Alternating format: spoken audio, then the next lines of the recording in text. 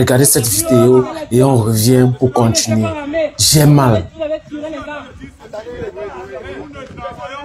Ça c'est en face à face. Non, vous êtes une milice. Vous êtes une milice pour le pouvoir. Oui. Parce que si vous n'avez pas tiré sur les citoyens. Vous êtes une milice de billard. Oui. Nous ne vous voulons plus. C'est le bloc. On ne veut pas de billard. Ça c'est le bloc populaire. On ne veut plus de billard.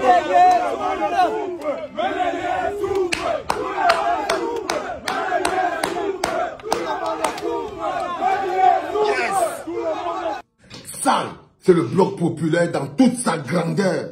Le gars est face à face au nien, comme ça là. Il lui dit que vous n'êtes pas l'armée. Le gars veut lui faire la manipulation psychologique. Oh, on n'a pas de problème avec vous. On est là. Le gars lui dit que vous êtes la milice de Biya. Vous croyez qu'il a besoin d'être loin? Vous croyez franchement que j'ai besoin d'être là? Vous pensez que j'ai besoin d'être là alors que j'ai tout ça? Détrompez-vous les enfants. Il y a très longtemps, les Camerounais sont des hommes libres qui connaissent le goût de la liberté. Cette génération-ci, vous ne la piétinerez pas. Ça, c'est un peu une génération que vous allez pouvoir former. Vous n'allez pas former cette nouvelle génération. Celle-là va s'arrêter pour vous dire, stoppez. Le gars est face au policier. Le policier est une mitraille. Tu as vu ça à Bruno Bidjan? Tu as vu ça à Bruno Bidjan? C'est pas la peine de montrer des enfants que vous avez kidnappés parce que vous kidnappez les enfants la nuit. Une armée qui kidnappe les enfants la nuit pour aller les enfermer au commissariat, pour les filmer et envoyer à Bruno Bidjan. Vous n'avez pas honte? Vous n'avez pas honte? Vous n'avez pas honte, armée camerounaise, policiers camerounais? C'est pour ça que j'appelle encore tous les généraux, tous les colonels, toute l'armée camerounaise, que vous avez une responsabilité extrêmement importante en ce moment du Cameroun. C'est vous qui avez la responsabilité de faire partie bien. Il n'y a que c'est vous l'armée camerounaise, c'est votre responsabilité en tant que pouvoir, en tant que protecteur du peuple, votre responsabilité en ce moment, c'est de faire partie bien. Toutes les organisations internationales, les grands pays qui perfusent le Cameroun, ont refusé de reconnaître sa victoire, ont refusé de reconnaître sa forfaiture, son vol, le braquage électoral qu'il a fait.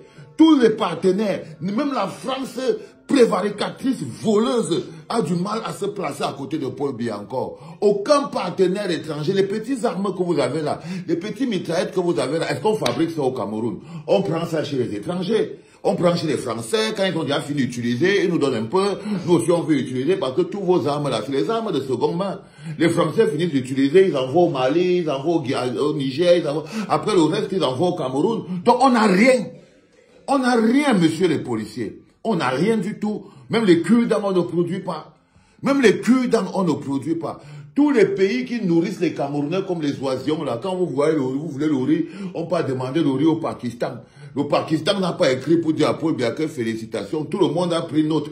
Et j'ai lu, je vais vous lire ce qu'on appelle prendre note. Parce que j'ai demandé à ma femme que maman, dis-moi un peu, quand en diplomatie on dit que prendre note, ça veut dire quoi? Je lui ai posé la question. Que chérie, dis-moi, quand on dit en diplomatie que prendre note, ça veut dire quoi? Elle m'a dit non, attends, je vais t'expliquer rarement. Donc moi aussi, je vais aussi vous lire ce que ça veut dire prendre note pour que vous compreniez très bien ce que ça veut dire. L'expression prendre note dans le langage diplomatique signifie reconnaître qu'une information, une déclaration ou un document existe sans pour autant l'approuver. T'as capté, frérot? Prendre note, c'est-à-dire que le Canada a pris note, l'Union européenne a pris note, la France a pris note, les États-Unis ont pris note. Ça veut dire qu'ils ont entendu. Ils ont entendu, mais sans toutefois l'approuver, sans toutefois l'endosser, mais ni s'y opposer ouvertement. Donc ils ne sont pas opposés ouvertement. Donc quand on dit prendre note, ça veut dire qu'il n'est pas d'accord. Mais ils ne s'opposent pas seulement ouvertement. On dit que quand un État ou une organisation dit « Nous prenons note du rapport où le Conseil a pris note de la déclaration », cela veut dire que nous avons entendu, lu, pris connaissance de ce qui a été dit, mais nous ne nous engageons pas sur le fond. Autrement dit, on reconnaît la réception, mais pas la validité du contenu. Ça veut dire que ce bonhomme n'est pas un président valable, reconnu à l'échelle mondiale. Paul Biya n'est président que pour Oligui Nguema, le président du Gabon, et pour les jouisseurs de la Commission africaine des droits de l'homme qui ne sont même pas capables de demander qu'on sorte un prisonnier politique de prison. C'est rigolo là. Mais aucun des pays qui vous donne l'eau, le courant, l'électricité, l'énergie, les pâtes alimentaires, les sardines périmées, tout ce qu'on vous donne une joie là-bas, que vous ne travaillez pas. C'est pour ça que vous courez dans la roue et que vous ne savez rien. Un peuple qui n'a pas été habitué à travailler et à mendier court après la paix des mendiants. Parce que ce que vous courez après là, oh on veut la paix, oh nous ne veut pas, on appelle ça la paix des mendiants. La paix des mendiants. Un peuple de mendiants. Donc, ils vous ont donné la paix du mendiant. Et vous êtes en train de courir après la paix du mendiant. Non. Ce qui est bien, c'est la paix du travailleur. Parce que dans la paix du travailleur, il y a développement. Dans la paix du travailleur, il y a développement. On construit les routes, on construit les ponts, les hôpitaux, les parcs pour les enfants. Ça, c'est dans la paix du travailleur. Dans la paix du mendiant, c'est la misère dans laquelle vous êtes en ce moment. Les miséreux. Les miséreux. Quand vous avez la paix du mendiant, vous avez la paix du mendiant. La paix du mendiant, c'est comme les flammes éternelles. C'est la tourmente éternelle. C'est la souffrance éternelle. Et il y a des soldats là-bas qui font partie du bloc populaire, qui ont dépassé la peur. Vous voyez les petits qu'on est en train de voir dans la vidéo? Ils ont dépassé la peur. Le gars regarde la police comme ça, il dit que je sais que vous n'êtes pas la police. Vous ne pouvez pas vous comporter comme une police.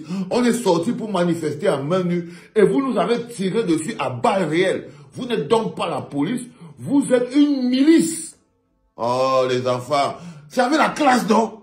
Vous sentez comment on a construit un peuple. Vous sentez comment le travail a été bien fait. Et vous sentez comment le petit a une énergie à diffuser. Il a regardé le gars face à face. Il lui a dit, vous n'êtes pas la police, on ne vous respecte pas. Vous êtes la milice de Biya. Vous êtes la milice de Biya. La seule chose qui peut démontrer que vous n'êtes pas la milice de Biya, c'est que l'armée camerounaise aille prendre ses responsabilités et démettre Paul Biya. Et démettre Paul Biya, c'est tout ce que vous pouvez faire pour regagner votre honneur, votre dignité, armée camerounaise. La seule chose que vous pouvez faire, c'est de démettre Paul Biya, au lieu de vouloir être les complices de Paul Biya. Les mains que Paul Biya utilise pour tuer les Camerounais, qui manifestent à main nue pacifiquement.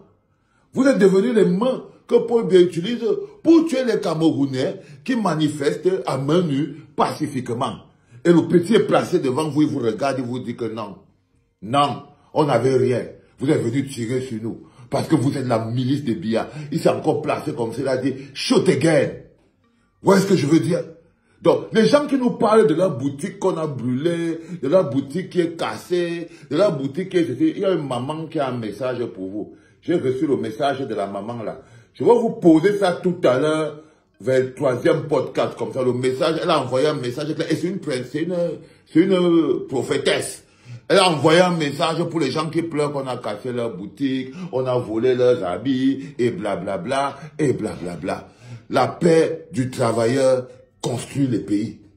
La paix dans le travail construit le pays. La paix dans le travail construit le pays. Mais la paix dans la misère et la souffrance produit la haine, l'envie, la jalousie, les frustrations, la colère. Et vous avez la paix dans la souffrance. Tu parles de paix, tes gosses vivent la souffrance zombie. Vous vous rappelez de cette phrase dans Zombie? Tu parles de paix, tes gosses vivent la souffrance zombie. Il n'y a aucune paix, vous n'êtes pas en paix. Les personnes qui parlent de paix et qui vous font... il faut faire la différence entre la peur et la paix. La peur qui vous paralyse, qui vous fait vivre la vie du poulet. La peur qui fait de vous des sous-hommes. La peur qui vous empêche de regarder les gens dans les doigts et dans les yeux. Et la peur qui est animée par la haine. Parce que l'un des carburants, quand parfois le carburant c'est la haine, le résultat c'est la peur. Par exemple, il y a beaucoup de gens haineux qui sont en proie à la peur. Le courage aussi, la peur peut être un carburant qui te fait élever en fonction de quoi tu as peur. Moi j'ai peur que mon peuple finisse mal. Moi, j'ai peur que mon pays soit anéanti. J'ai peur que mes enfants grandissent dans un pays qui n'est pas un pays. J'ai peur que mes enfants grandissent dans un non-État.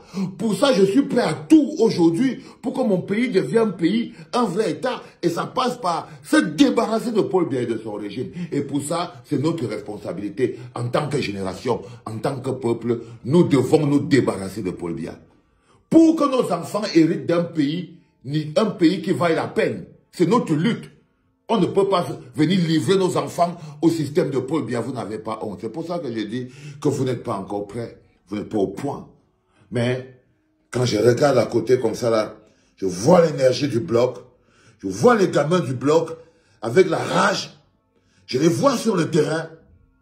Quand quelqu'un vient écrire que Vincent revient ici au Cameroun, je dis que quand un de mes petits va t'attraper, là au Cameroun, il va te remettre le cerveau en place avec une petite gifle. Continuez de venir me parler ici. Quand un de mes petits va vous, on va lire vos noms ici là, quand un gars va vous stopper en route là-bas, à Yaoundé ou à Douala ou à Bafoussam ou à Krili pour dire que c'est au général que tu parles comme ça là, il va te faire l'air, va secouer ton cerveau dans ta tête. Allez les gars, bravo, Dad is proud of you. Papa est totalement fier de vous. En tant que bloc populaire, vous me faites honneur, les enfants. Cette journée d'aujourd'hui doit être encore une journée de résistance. Le monde entier veut voir le peuple dire non au Cameroun. Le monde entier. N'écoutez pas les gens qui vous parlent là. Le monde entier attend que la journée d'aujourd'hui soit une journée de show. Et faites-nous crier le bloc. Faites crier le peuple. Sortez dire non à Paul Biya. Autant que vous pouvez, autant de fois que vous pouvez. Vous lisez le message d'Issa Tchiroma Bakary, le président élu, dans le 3e ou 4e podcast de la journée, et vous verrez très bien que la phase 3 de notre plan de résistance est bientôt mise en opération. Partagez les enfants et Westdali. Qu'est-ce que tu penses de ces analyses? Est-ce que tu penses qu'il a raison? Ou alors, tu as vu aussi la vidéo, donne ton point de vue dans l'espace commentaire, dis-nous ce que tu penses, like, commente la vidéo, partage, surtout, donne ton point de vue, c'est très important, c'est très grave ce qui se passe dans mon pays actuellement. Donnez votre point de vue, partagez la vidéo, je vous assure,